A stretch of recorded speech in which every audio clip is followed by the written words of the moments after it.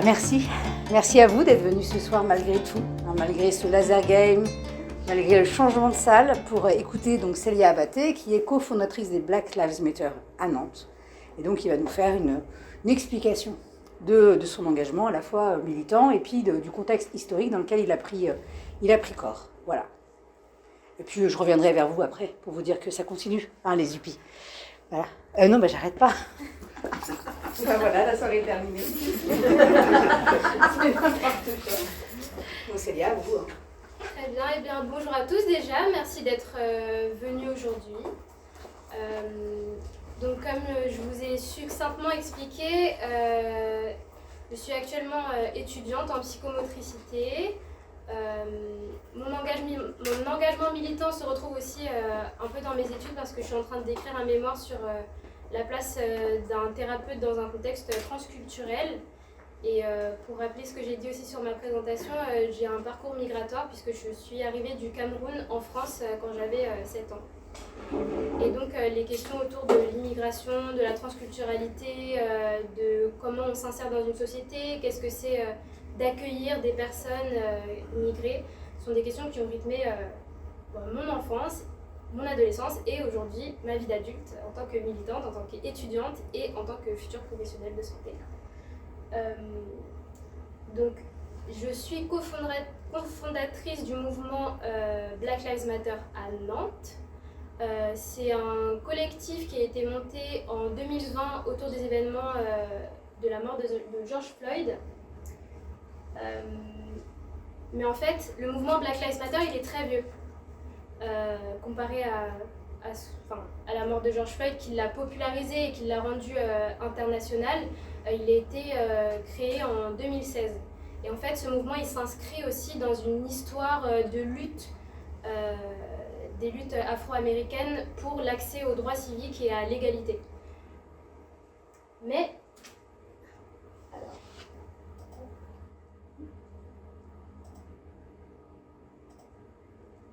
il faut remonter à l'histoire, la racine même de pourquoi est-ce qu'il y a des personnes noires aux États-Unis pour comprendre pourquoi est-ce qu'il y a ce gros conflit entre les personnes noires et les personnes blanches aux États-Unis et aussi pourquoi, contrairement à ce que fait la France, aux États-Unis on choisit de désigner les gens par leur couleur de peau, alors qu'en France on est plutôt de tradition universaliste et à considérer qu'on ne voit pas les gens par leur couleur de peau.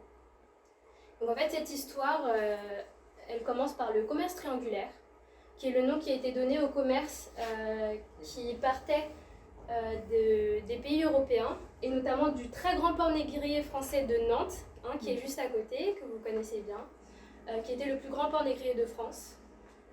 Et donc ces bateaux partaient avec des marchandises, souvent de l'alcool et des armes, pour les amener en Afrique, où ils échangeaient ces marchandises contre des personnes, qu'ils allaient ensuite réduire en esclavage, et ces personnes-là c'était souvent des prisonniers de guerre.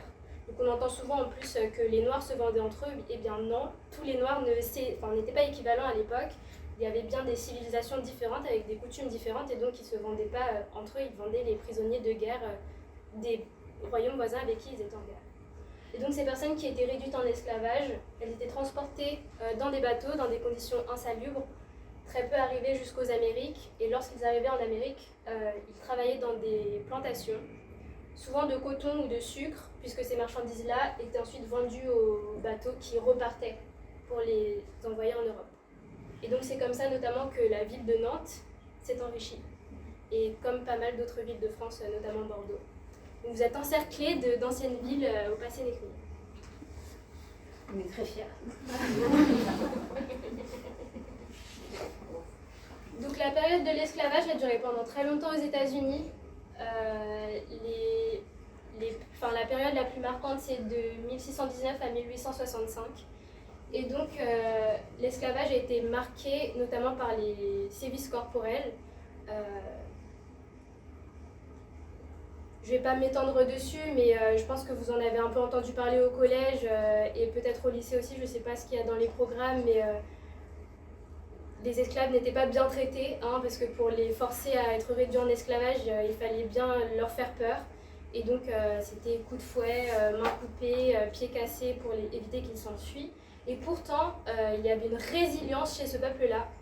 puisqu'il y a eu de nombreuses révoltes, on en parle très très peu, mais il y a eu énormément de mouvements de révolte pour mettre fin à l'esclavage et qui ont tous, quasiment tous, été matés malheureusement. Mais voilà, on a quand même une notion souvent que l'esclavage a été 400 ans d'esclavage passif, alors qu'en fait non, pas du tout. C'est un peuple très résilient. Et donc en fait le résultat de l'esclavage, c'est ça qui va nous intéresser aujourd'hui, c'est que on se demande pourquoi on en parle. On voit la date de fin 1865, c'était il y a presque 200 ans, c'est terminé, on n'en parle plus quoi. Et en fait non, parce qu'il y a ce qu'on appelle le traumatisme transgénérationnel. En fait, à travers les gènes, on peut transmettre le traumatisme. C'est-à-dire que la manière dont le corps fonctionne est altérée par le traumatisme. Et donc il y a des difficultés, par exemple, dans la production de certaines hormones qui sont responsables du plaisir ou même du fonctionnement normal, qui peuvent être transmis. Si on a eu un traumatisme, on peut transmettre à ses enfants des difficultés qui nous ont été données par ce traumatisme.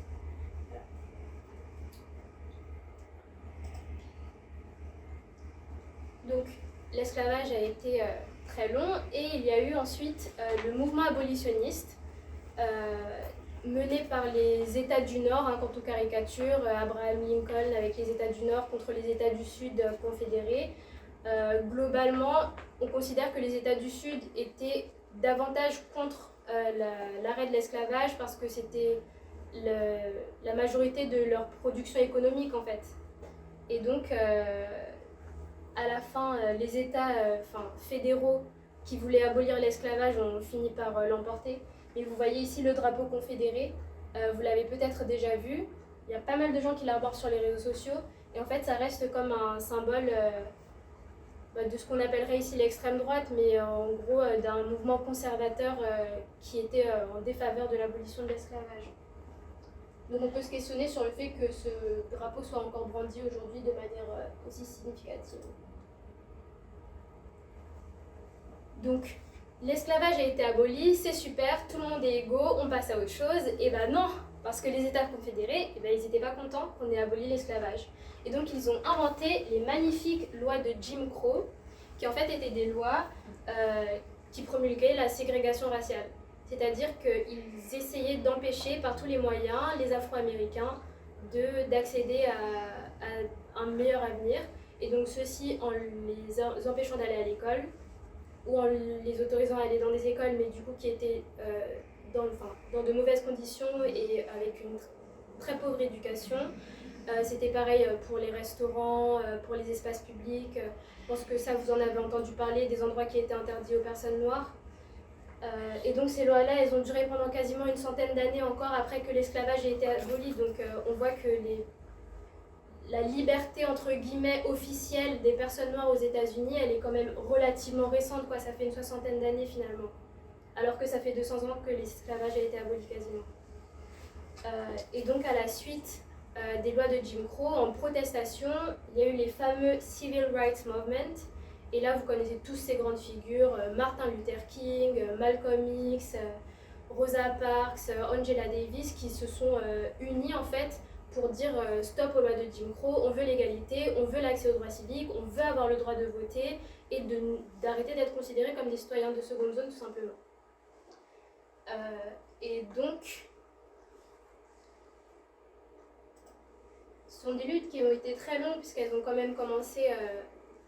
elles ont commencé il y a très longtemps et ensuite elles sont intensifiées dans les années 50 à 60. Mais avant qu'elles ne portent leurs fruits et qu'elles en aboutissent au premier président noir, il a quand même fallu du temps.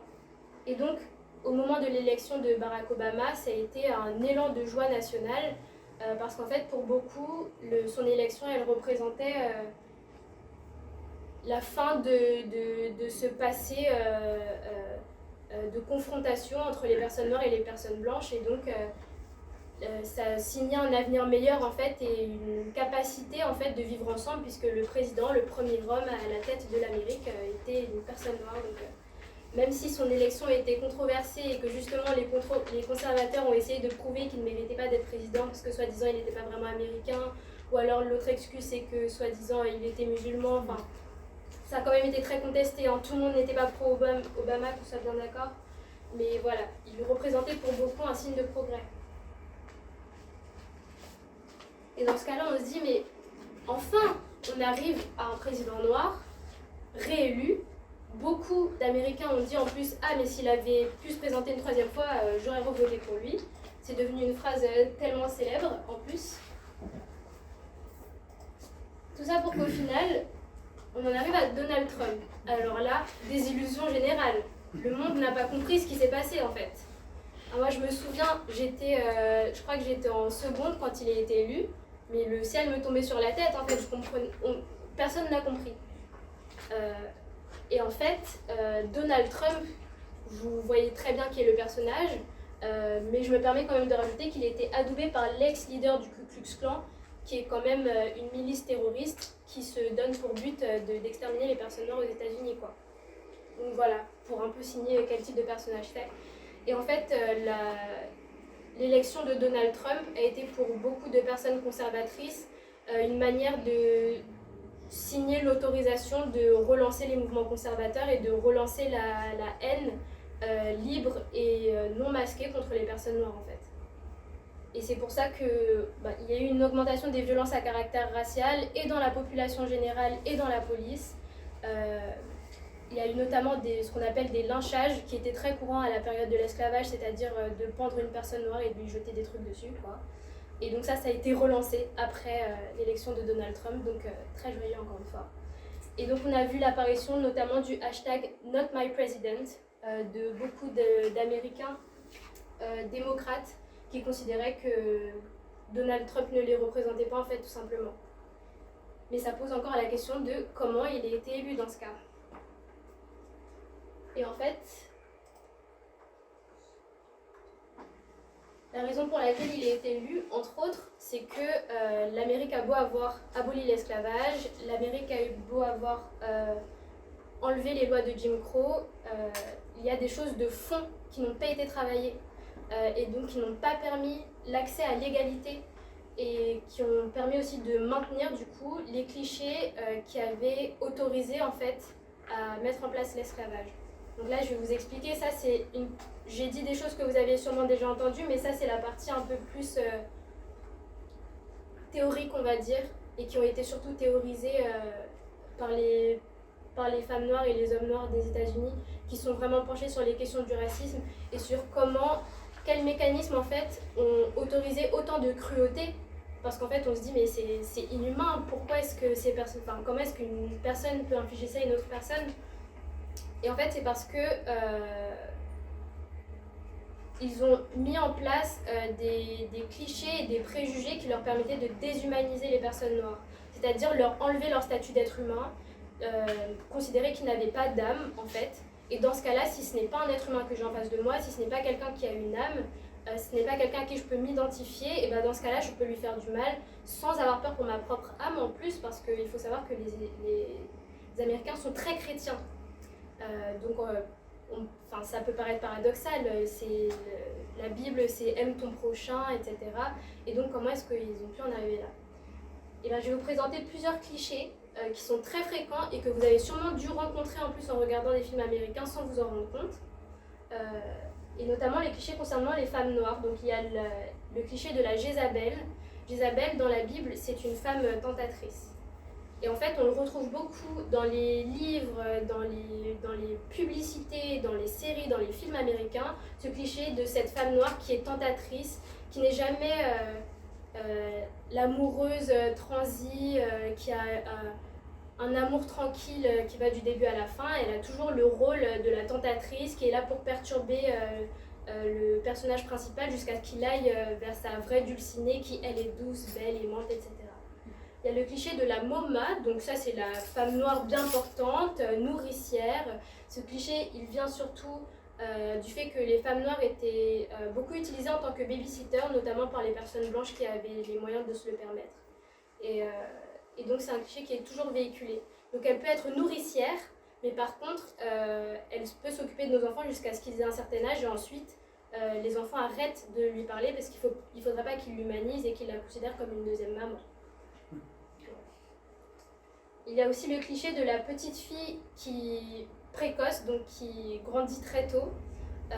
Et ça, en fait, c'est un peu plus délicat. En fait, ce cliché-là, il a été utilisé pour justifier que dès que les filles étaient pubères, elles puissent être violées par un homme esclave plus robuste pour reproduire d'autres enfants et permettre à la plantation de se perpétuer et d'avoir de la main-d'œuvre gratuite. Et donc, je pense que vous voyez comment ce genre de cliché, le fait qu'il perdure, ça puisse poser problème. Ensuite, il y a le cliché de la femme noire en colère. Ça, c'est facilement illustré. Et un dernier, c'est celui de la forte tolérance à la douleur. Je l'ai mis avec les femmes noires, mais on le retrouve aussi chez les hommes noirs. Et on va avoir, ça va donner des choses comme apprendre aux étudiants en médecine que les personnes noires ont la peau plus épaisse et que du coup, on n'a pas besoin de faire attention quand on les pique. Ou qu'ils ont un muscle cardiaque plus épais et que du coup, ils peuvent endurer plus longtemps l'effort puisque de toute façon, leurs muscles sont... Enfin, ils sont animaux, donc ils sont sauvages, donc ils tiennent l'effort et donc on peut les frapper ou les faire travailler autant qu'on veut dans les plantations. De toute façon, ils tiennent. Et donc les clichés sur les hommes noirs, ils vont surtout tourner autour de leur supposé, comment dire, le fait qu'ils soient sauvages et donc très proches de la bestialité en fait, puisqu'ils n'ont pas d'âme, en fait, ce sont des animaux, au même titre que les singes. Et donc le fait qu'ils soient animaux, ça va les rendre robustes, et donc tout à fait comme les ânes, aptes à travailler dans les champs. Le fait qu'ils soient sexuels aussi, ça c'est quelque chose qu'on retrouve beaucoup dans les clichés. Je suis désolée de parler de ça, en plus c'est sur vidéo, mais on a quand même dans la pornographie l'image de cet homme noir avec un grand sexe, etc. Et ça c'est une image qui est quand même très intéressante à aborder parce que en Occident, quand on regarde les peintures, je ne sais pas si vous avez déjà demandé pourquoi est-ce que les peintures et les sculptures d'hommes avaient un petit sexe. Et en fait, c'est parce que les sculpteurs considéraient que le sexe, c'était quelque chose qui ramenait à l'aspect animal et qu'en fait, l'homme s'élevait par la pensée et donc par sa capacité à raisonner. Et donc réduire l'homme noir à son sexe et à sa capacité de sexualité, enfin son attrait pour la sexualité, c'est lui enlever cette capacité à raisonner et le rendre à nouveau au statut d'animal. Et donc aussi qui fait qu'il y avait cette peur instillée dans les gens que des hommes noirs s'approchent de leurs filles puisqu'ils étaient sexuels et donc ils étaient voués à les salir en fait finalement. Et donc tout ça, ça ramène au cliché de l'homme noir violent. Et donc c'est comme ça qu'on en arrive finalement des années plus tard à ce que même quand l'esclavage a été aboli, même quand les lois de Jim Crow ont été enlevées, il y a toujours des discriminations à l'embauche, des difficultés d'accès au logement, du racisme dans le système médical comme je vous en ai parlé, et l'énorme problème de richesse générationnelle puisque pendant longtemps, les hommes blancs en Amérique ont été libres, donc ils ont pu travailler, ils ont pu se construire un patrimoine, acheter des logements, se construire une vie et avoir quelque chose à passer à leurs enfants en fait, et ce qui est beaucoup moins le cas pour les Américains qui sont afro-américains, puisque leur capacité à se créer des richesses est beaucoup plus récente du fait de l'esclavage tout simplement, puisque leurs ancêtres, pour la plupart, pour l'écrasante majorité, n'avaient pas de patrimoine. Et donc ça crée un problème ensuite pour l'accès à l'éducation. Et quand on sait que l'Amérique est un système capitaliste où par exemple, il suffit que vous ayez un problème de santé et vous devez dépenser 20 000 $, autant une personne qui a de la richesse générationnelle peut penser se le permettre, autant une personne qui n'a déjà rien à la base, avoir accès à la santé, c'est déjà beaucoup plus compliqué. Et donc tous ces clichés nous amènent au sujet d'aujourd'hui, aux séries de violences policières, puisqu'en fait, évidemment, on ne peut pas penser qu'il y a eu autant de choses négatives qui se sont passées dans le passé et qu'une fois que l'esclavage et les lois de ségrégation disparaissent, la mentalité des gens va changer. Surtout s'il n'y a pas de lois tangibles qui ont été mises en place pour créer une égalité. Et pour enlever en fait ces clichés de la société qui sont des clichés qui sont inconscients et qui sont véhiculés par les médias, par les séries, par les films encore une fois, et qui sont inconscients en plus, parce qu'en plus ils s'exportent à l'étranger et nous aussi, même moi c'est des choses que j'ai dû déconstruire parce que mon enfance a été bercée par ça à travers les médias. Mais du coup des gens qui vivent sur le continent américain et qui grandissent encore avec ces images-là des personnes noires, ça explique en fait qu'il y ait autant d'images négatives des personnes noires et qu'au final on se retrouve avec des personnes qui représentent seulement 13% de la population, donc 7% pour les hommes noirs, et qui en fait représente 25% des personnes tuées par la police. Donc là, c'est carrément disproportionné. C'est-à-dire que c'est quasiment le double de ce qu'ils représentent dans la population générale. Donc soit on se dit que les personnes noires, comme ils se disent, sont de manière inhérente violentes, délinquantes, etc. Soit on se dit qu'en fait, ils sont plus souvent considérés comme potentiellement dangereux. Et donc la population carcérale est composée à 37% d'hommes noirs quand même. Voilà, ce qui représente quasiment le triple de ce que ne serait-ce que les personnes noires représentaient dans la société. Et donc encore une fois, soit on se dit que les personnes noires sont majoritairement délinquantes et qu'elles sont nées avec le gène de la délinquance, soit on se pose la question, mais pourquoi est-ce que on va d'office penser qu'une personne noire est dangereuse? J'ai pas mis les chiffres aussi, mais évidemment, s'ils sont autant condamnés, c'est aussi parce que à crime ou à délit égal, ils ont plus de chances d'être incarcérés qu'une personne blanche. Et tout ça, c'est justifié par l'imaginaire qui a été créé à travers l'esclavage et par la haine qui est générationnelle en fait et qui se transmet aux États-Unis de famille en famille des personnes noires et qui n'est jamais remise en question puisque tout à l'heure on parlait du Ku Klux Klan, il est toujours en vie et bien portant et d'ailleurs il a repris du poil de la bête depuis l'élection de Donald Trump. Et donc on en arrive au début du mouvement Black Lives Matter en 2016 au moment de l'assassinat de Trayvon Martin. En fait, on associe souvent le mouvement Black Lives Matter à un mouvement contre les violences policières, mais il a commencé avec la mort d'un jeune afro-américain, pas des tirs d'un policier, mais des tirs d'un citoyen, qui s'est donné le droit ou la mission, comme on veut, mais de jouer au justicier et de considérer qu'un jeune homme noir qui marchait dans la rue sous la pluie, c'était quelque chose de suspect. Voilà. Et ça, c'est un phénomène qu'on retrouve énormément aux États-Unis. De par leur histoire, en fait, tout simplement, beaucoup d'Américains blancs considèrent qu'ils sont les gardiens de ce que les personnes noires font, en fait, quand ils sont dans la rue. Et donc, en fait, ils sont chacun responsables, on appelle ça vigilante, ils sont chacun responsables, en fait, d'encadrer la vie des personnes noires et de s'assurer qu'elles n'embêtent pas la vie des bons, blancs, sages américains. Voilà. Et donc, Trayvon Martin a été tué. Et à la suite de quoi il y a eu des émeutes aux États-Unis, un grand mouvement de désarroi, beaucoup de personnes qui en parlaient sur les réseaux sociaux parce que évidemment c'est quelque chose d'incompréhensible. Et donc on a cette dame, une activiste qui s'appelle Alicia Garza, qui va poster sur Facebook un très court poème en disant Black people, I love you, I love us, our lives matter. Ce qui veut dire Black people, donc mon peuple noir, je vous aime, je nous aime, nos vies comptent. Ce post Facebook va être repris par Patrisse Cullors, qui va ensuite créer un hashtag sur Twitter Black Lives Matter.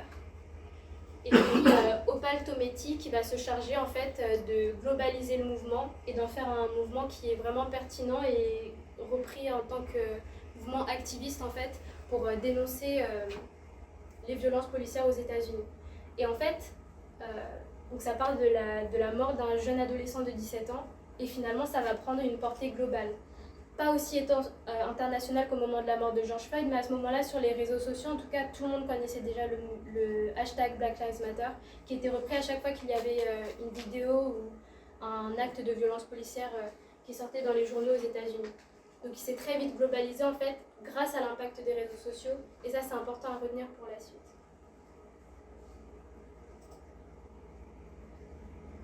Et en fait, si vous avez remarqué, je vous remets juste l'image avant. Les 3 personnes impliquées dans la popularisation de ce mouvement, les 3 pionnières de ce mouvement, Black Lives Matter, ce sont toutes des femmes. Et en fait, c'est notamment intéressant de le souligner parce que ça pose une question qui est arrivée assez récemment en France dans le contexte militant, c'est la question de l'intersectionnalité. L'intersectionnalité, c'est quoi? C'est le fait de se retrouver au centre de plusieurs discriminations. Là, je pense que vous ne le voyez pas, je pensais que ça allait être un peu plus lisible, mais par exemple, le fait d'être à la fois victime de sexisme et à la fois victime de racisme. à la fois victimes de racisme ou de transphobie, ou de sexisme et de transphobie, de grossophobie, de validisme. Enfin, c'est le fait de se retrouver au centre de plusieurs luttes. Et en fait, intuitivement, on se dirait que, par exemple, je suis une personne et je suis noire et je suis une femme, sont deux luttes différentes. Et en fait, non.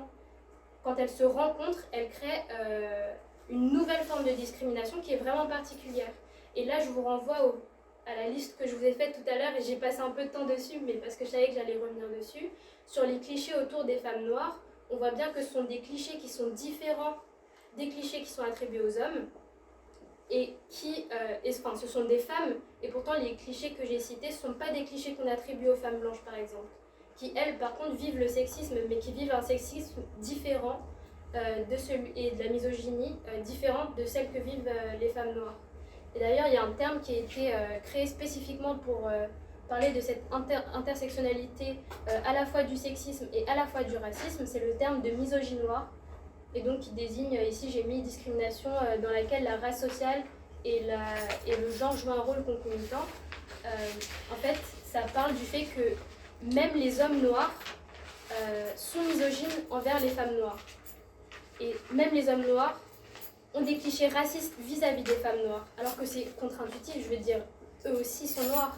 Et en fait, ils se retrouvent sous l'influence des mêmes stéréotypes qu'on leur a mis dans la tête depuis la naissance, à savoir que la personne noire, c'est la personne qui est en bas de la société, et pour s'élever dans la société, il faut se rapprocher le maximum de la blancheur, et donc la possibilité d'avoir une épouse blanche et donc un enfant métis qui lui-même pourrait épouser une personne blanche et avoir un enfant encore plus clair, ça correspond à une perspective d'évolution sociale. Et donc au final, la femme noire, elle se retrouve complètement desservie par ça parce qu'elle se retrouve tout en bas de l'échelle en fait, sociale aux États-Unis. Et donc ce qui explique que ce soit souvent des femmes noires qui portent ces mouvements, et que ce mouvement-là, qui est quand même un mouvement global, soit porté par des femmes noires, et que même mon collectif, Madame Taibi m'a fait remarquer tout à l'heure, on est composé uniquement de femmes noires. Alors que pourtant on parle d'hommes noirs qui sont décédés, et ce sont les femmes noires qui prennent la parole pour le souligner, donc c'est quand même pas anodin. Et donc ça nous amène à la mort de George Floyd, qui est un événement dont vous avez tous entendu parler. Ou alors, si vous n'en avez pas entendu parler, je rappelle quand même, George Floyd, le 25 mai 2020, est à l'épicerie, comme tout un chacun, et est suspecté par l'épicier d'utiliser un faux billet de 20$ pour payer ses courses. Et donc l'épicier appelle la police. Et donc les policiers, mais surtout Derek Chauvin, fait un excès de zèle, plaque George Floyd par terre et met son genou sur son cou pendant plus de 9 minutes. 9 minutes, c'est extrêmement long. 9 minutes, c'est très court quand on est pressé. Mais 9 minutes, quand on a un genou sur son cou, c'est vraiment extrêmement long. Et pendant ces 9 minutes, il a répété plusieurs fois « I cannot breathe, I cannot breathe », ce qui veut dire « je ne peux pas respirer ». Et en fait, je pense que cette phrase-là, si elle a eu une telle portée,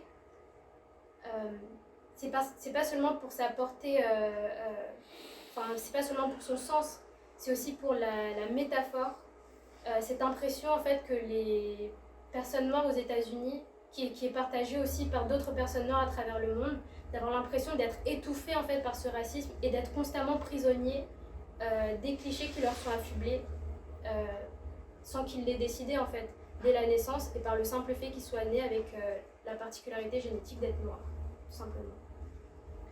Et ce mouvement-là a dépassé la sphère des réseaux sociaux parce que, comme je vous ai dit, le mouvement Black Lives Matter, le hashtag Black Lives Matter, il était quasiment complètement cantonné aux réseaux sociaux, notamment Twitter et notamment Instagram. Mais là, ce sont même des chaînes d'information nationales et internationales. On en a entendu parler sur TF1, c'était un truc de dingue. Se sont mis à parler du hashtag Black Lives Matter, de la mort de George Floyd. Et en plus, c'était super intéressant parce qu'on s'est rendu compte que les Français, les médias français étaient capables de reconnaître un événement de violence policière et de le dénoncer. Ce qui n'est pas toujours le cas en fait quand il y a des violences policières en France. Et ça, je pense que vous l'avez remarqué. Et donc, c'est intéressant de voir comment, quand ça se passe aux États-Unis, quand ça se passe loin de nous, on est capable d'avoir du recul et de reconnaître les mécanismes de domination qui peuvent être présents dans une société, de reconnaître comment la police, qui est un organe étatique qui est censé être exemplaire parce qu'ils portent la responsabilité de l'État, ils ont le monopole de ce qu'on appelle la violence légitime, comment on peut donner du pouvoir à ces personnes-là et qu'elles peuvent l'outrepasser. Mais ils ne sont pas capables de le voir en France. Et donc, événement sans précédent, parce que je l'avais mis dans les diapos d'avant, mais je ne l'ai pas cité, 99% des policiers aux États-Unis qui commettent un meurtre dans leur fonction ou hors de leur fonction ne sont pas condamnés. 99%, ce n'est pas un chiffre que je sors de ma poche ou que vous savez pour exagérer, c'est un vrai chiffre. 99% des policiers qui tuent des personnes dans l'exercice de leur fonction ou hors de l'exercice de leur fonction ne sont pas condamnés. Et là, il a été condamné à 22 ans de prison, Derek Chauvin. Et donc, ce qui montre quand même l'importance du mouvement que ça a pris, parce qu'on ne peut pas nier l'impact que la globalisation et le suivi médiatique de cette affaire a eu sur la capacité du juge et du jury à consentir, entre guillemets, à condamner Derek Chauvin. Parce que dans un autre contexte, sans vidéo, on est quasiment sûr qu'il n'aurait pas été condamné, parce que 99%, bon, voilà. Et donc voilà où en est le mouvement Black Lives Matter aujourd'hui. Et ça, c'était en 2020. Là, on est en 2023. 2024, oh là là, j'y arrive pas, hein. C'est terrible. J'avais envie de rester en 2023, je ne veux pas faire mon mémoire, c'est pour ça. On est en 2024. Quasiment maintenant 4 ans après les faits. Après que ce mouvement-là ait pris une portée internationale. Après que le policier ait été condamné. Et que beaucoup aient crié victoire en fait finalement. Mais les personnes qui militaient n'ont pas crié victoire. Parce qu'on savait que ça n'allait pas être aussi simple. Notamment parce que la mort de George Floyd est arrivée sous l'office du président Trump. Et qu'ensuite, le président Trump n'a condamné qu'à demi-mot ce qui s'était passé. Et on savait qu'il y aurait d'autres violences policières. On savait qu'elles ne seraient pas condamnées. On savait que le président Trump allait rester en fonction et continuer à mettre en place des juges et des personnes à la Cour suprême pour promulguer ces lois racistes et conservatrices. Et donc en fait on se retrouve 3 ans plus tard et les violences policières n'ont jamais été aussi hautes aux États-Unis depuis 2015. Et là on se dit c'est fou en fait, parce qu'on n'a rien appris de ce qui s'est passé. Ils se sont tapés la honte quand même à l'international, hein, parce que c'est ce qui a fait en sorte que le policier soit condamné. Et en fait, on n'a rien appris. Et donc on se demande pourquoi. Il m'avait prévenu qu'il allait partir aux inquiétudes. Ouais. C'est pas parce que c'est l'intéressant. Voilà. Et donc en fait, on se demande pourquoi. Surtout que le président Biden, qui a été élu après, est censé être un démocrate lui aussi. Et donc continuer ce qu'avait commencé à mettre en place M. Obama. Et en fait, non. Et donc, la capacité des Américains à prendre à bras le corps les problématiques raciales vont être un enjeu majeur et même déterminant de la suite de la société aux États-Unis, parce qu'en fait, on en arrive à un point, comme on l'est en France, hein, en fait, j'essaie de vous amener un parallèle depuis tout à l'heure, mais ce sont des questions brûlantes, la jeunesse brûle, il y a de plus en plus d'émeutes, je pense que vous les avez vues sur les réseaux sociaux, les émeutes de Ferguson. La jeunesse brûle, le monde brûle, il y a un sentiment d'urgence et donc avec la montée en plus de chaque mouvement progressiste, il y a aussi la montée d'un mouvement conservateur encore plus violent pour essayer de le mater. Et donc, est-ce qu'on est proche d'une guerre civile aux États-Unis? Mais c'est ce qu'il voudrait, parce qu'il y a quand même eu, sous la présidence de Trump, à la fin de son mandat, lorsqu'il sentait qu'il n'allait pas être élu, il y a eu une attaque par les par l'extrême droite du Capitole quand même, qui est une instance hyper importante des États-Unis. Et cette attaque-là, elle n'a pas été dénoncée par Donald Trump, et elle a été très peu dénoncée dans les médias. Et donc, autant de capacité à, comment dire, la liberté de faire des actes vandalistes d'un côté, et de l'autre côté, la répression violente et sanglante des personnes qui essayent de juste dire on veut respirer. Donc voilà, ça c'était la fin de ma présentation sur le mouvement Black Lives Matter. Maintenant, il me reste encore un peu de temps, je crois que ça fait 35 minutes que je parle. Oui. Il vous reste 5 minutes. Il me reste 5 minutes. Moi, je trouverais ça quand même intéressant qu'on fasse un parallèle avec la France, parce qu'on est en France, et comme je vous ai dit tout à l'heure, on a beaucoup de facilité à regarder ce qui se passe aux États-Unis, et, parce qu'il y a de la distance, et parce qu'on est capable de regarder sans y mettre des émotions particulières ce qui se passe, et de se vouloir rationnel en tout cas en regardant ça. Mais je vous ramène par exemple à un événement très récent qui est la mort du jeune Naël, qui est quelque chose qui nous a sans doute tous émus d'une émotion ou d'une autre, mais tout le monde avait une opinion sur ce qui s'est passé à ce moment-là. Et lorsqu'on regarde le vocabulaire avec lequel cette affaire a été traitée dans les médias, on a parlé beaucoup des émeutes et très peu de ce garçon qui a été tué finalement, et qu'on le compare au vocabulaire qui a été utilisé au moment de la mort de George Floyd, où là on était capable de parler de violence policière, de la responsabilité de l'État, de racisme systémique, institutionnel, etc. Ça nous pose quand même question de pourquoi est-ce qu'en France on a cette difficulté à considérer que la police peut être violente, et aussi à considérer que ce qu'on appelle la race sociale, et donc on ne considère pas que les races soient biologiques et qu'il y ait une espèce noire, une espèce blanche, mais qu'il y a un processus de racialisation qui fait qu'il y a des clichés dans notre société, et que quand on regarde une personne, sa couleur de peau va nous évoquer des clichés ou des préjugés. Voilà. Ça, on est capable de le penser aux États-Unis, mais ça, on n'est pas capable de le penser en France, parce qu'on est de tradition universaliste, et donc on considère qu'on ne voit pas les couleurs, que tout le monde est d'office égal.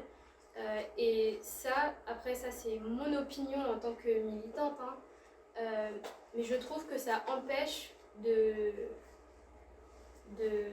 ressortir le fond du problème.